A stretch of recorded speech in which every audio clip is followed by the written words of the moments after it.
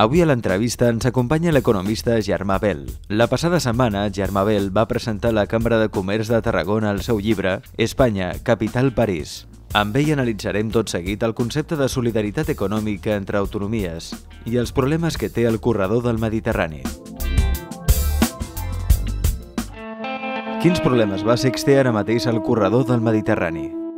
Els problemes fonamentals que té el corredor del Mediterrani és, en primer lloc, una circumstància del que són el conjunt d'infraestructures terrestres que estan bastant congestionades perquè la insuficiència de la connexió ferroviària fa descarregar massa coses sobre la carretera, més de les que seria desitjable.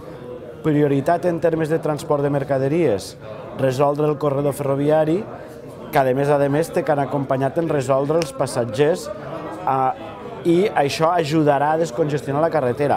Segona prioritat en termes de carretera, no podem sostindre indefinidament una situació en què les empreses suporten uns costos de peatges al corredor del Mediterrani i a altres zones en què acabem competint no, i això és un problema que s'ha d'adreçar. Les empreses tenen que estar sotmeses als mateixos costos d'infraestructura. Jo diria que aquests són els problemes fonamentals del corredor del Mediterrani. Com articular millor el transport de mercaderies i això ens ajudaria a millorar l'articulació del transport de viatgers. Quin és el gran problema que presenta la gestió en els aeroports nacionals? A Espanya tenim un sistema que això es controla tot des de Madrid amb un esquema jerarquitzat que permet definir un paper principal per a l'aeroport de Madrid, de Barajas, i un paper secundari pels demés. Entre els demés, el més important, el de Barcelona. Clar, això un sistema de gestió individual no ho permet fer perquè cada aeroport se busca la vida. I el gran problema de la gestió dels aeroports a Espanya és que no es permet que cada aeroport prengui les seves decisions i, com diríem col·loquialment, se busca la vida. I cooperen que hagi de cooperar, competisquen que hagi de competir. Clar, quan se deixa que cada aeroport se busca la vida, col·loquialment una altra vegada, no es pot anar des del centre. Hi ha un desequilibri territorial també pel que afecta a les estructures? Sí, és dir, quan diem que l'estat és radialitzat, el desequilibri és tremendo en el sentit que tot el que són les connexions radials de Madrid, tot el que és portar la comunicació a Madrid està hiperdesenvolupat, per exemple, en termes de l'AVE, molt més desenvolupat del que és necessari i raonable. En canvi, les connexions entre els corredors que són transversals, els que van paral·lels a la costa, i entre punts que no són per Madrid, estan subdesenvolupades, és a dir, molt per sota del que es necessita. Tenim una situació desequilibrada, no només en termes territorials, sinó de hipertròfia en les connexions radials de Madrid, hipertròfia en sentit literal, massa, i de subdesenvolupament en la resta. I un dels exemples més clars d'esta segona qüestió és el corredor del Mediterrani. Tinc en compte que per la meseta cruzen 4 vies de ferrocarril i entre Tarragona i Vandellòs encara n'hi ha una. I entre Tarragona, el corredor mediterrani en transport terrestre, carreteres més tren, té més del doble de transport que el central. És el corredor de transport d'Europa. Doncs a la meseta hi ha 4 vies de tren i entre Vandellòs i Tarragona una. I quan això estigui arreglant hi haurà 2. Continuarem pagant peatges?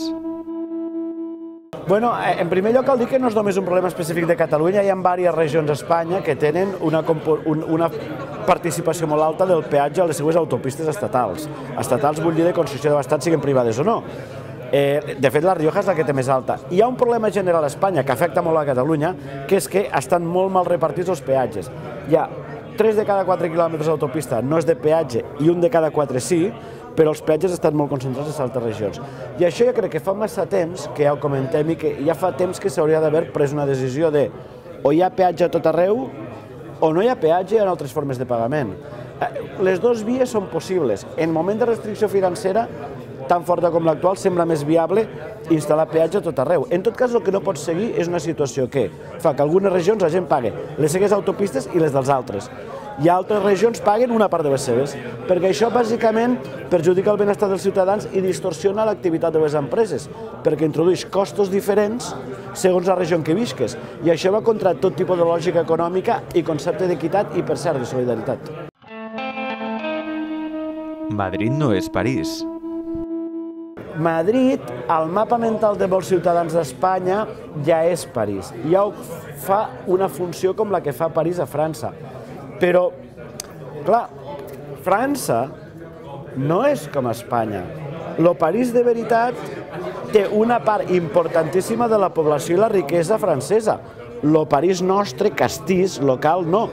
El mapa mental de molta gent és com París, però en realitat a Espanya, que no és com França, no és un París massa diferent en termes físics a Barcelona. Quin és el problema d'Espanya ara? I si ara es vol fer que Espanya sigui com França per mantenir el París? Això són les discussions que ara mateix estan començant, que fa temps que es feien vindre de la recentralització i de la renacionalització. A veure si ara que ja tenim un París mental necessitem tenir una França.